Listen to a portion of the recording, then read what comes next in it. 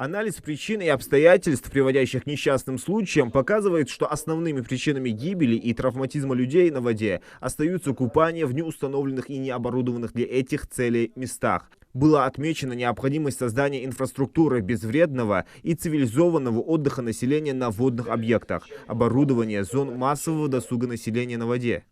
В целях обеспечения безопасности и создания инфраструктуры безопасного и цивилизованного отдыха населения на водных объектах необходимо оборудование мест массового отдыха населения на воде, создание малых рекреационных комплексов на территории муниципальных образований Республики Ингушетия. В связи с этим администрациям города Карабулак, города Назрань и города Суджи, Главным управлением МЧС России по Республике Ингушетия рекомендовано создание рекреационных зон на подведомственных водоемах с привлечением спонсоров для оборудования и оборудования мест отдыха. В соответствии с планом мероприятий по подготовке безопасного проведения купального сезона на водных объектах Республики Ингушетия в 2022 году Министерством, ведомством и органам местного самоуправления Республики поручается организовать и провести ряд мероприятий по вопросу охраны людей на воде. Это основные из них. Определить места для массового отдыха людей на водных объектах Республики. И к началу купального сезона очистить и оборудовать места массового отдыха населения. Это рекомендуется для городских округов, на территории которых имеются водные объекты, городские пруды. Это Карабулак, Назрань, Суджа. Также необходимо в период купального сезона организовать и оборудовать временные спасательные посты, места активного отдыха населения на воде. Спланировать проведение мероприятий в детских оздоровительных лагерях по обучению детей мерам безопасности на воде и основным приемам оказания первой медицинской помощи пострадавшим на воде. Руководитель субъекта отметил, что первостепенной задачей при этом является безопасность, поскольку, по его словам, не все водоемы по составу предполагают купание. Если вы предлагаете нам там места оборудовать, еще что-то, не получается у нас, что нам купаться нигде нельзя, мы организуем купальные места, может быть, просто щиты поставить, что купаться не запрещено. Если у нас заключение есть Роспотребнадзора о том, что это водоем, он не может быть безопасен для купающихся.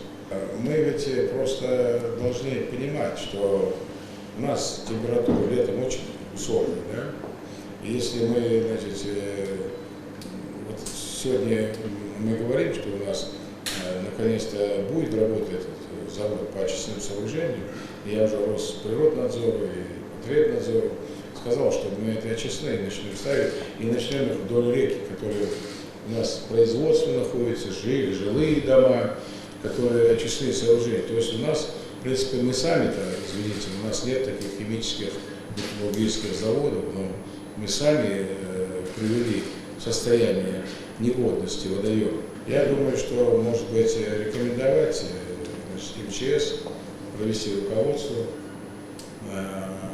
Роспотребнадзор, Росприроднадзор, фитосанитарную службу всю привлечь, ну все это.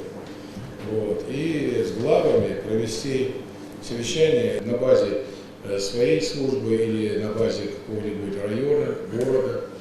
Обсудите эти вопросы. Это житейский вопрос, человеческий.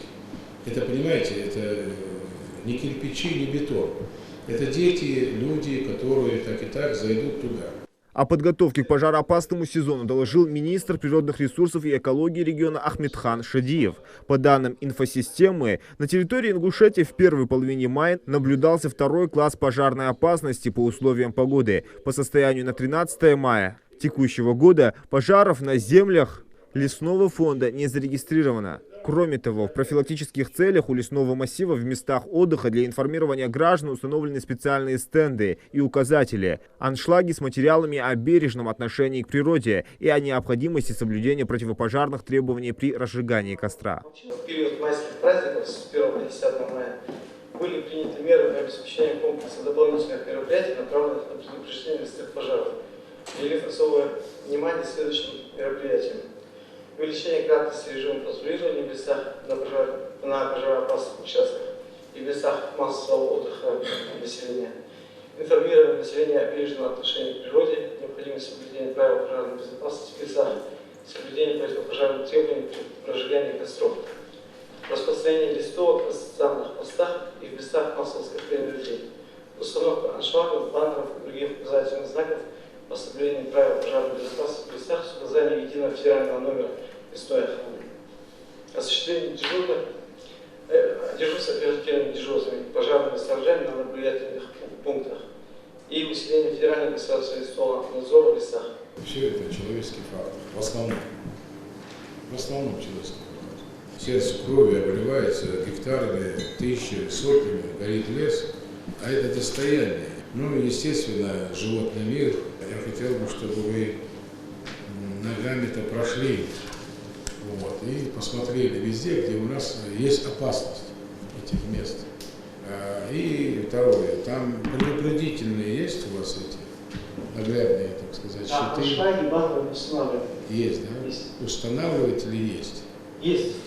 И есть, мы дополнительно каждый год устанавливаем. Махмуд Али Калиматов внес предложение об организации санитарной вырубки леса с привлечением волонтеров, неравнодушных добровольцев из числа жителей прилежащих сел. Но при этом глава региона акцентировал внимание на безопасности и соблюдении законодательства. Зелимхан Калоев, Хусейн Гагиев, Юсуп Ханиев, Рахман Цуров. Новости 24.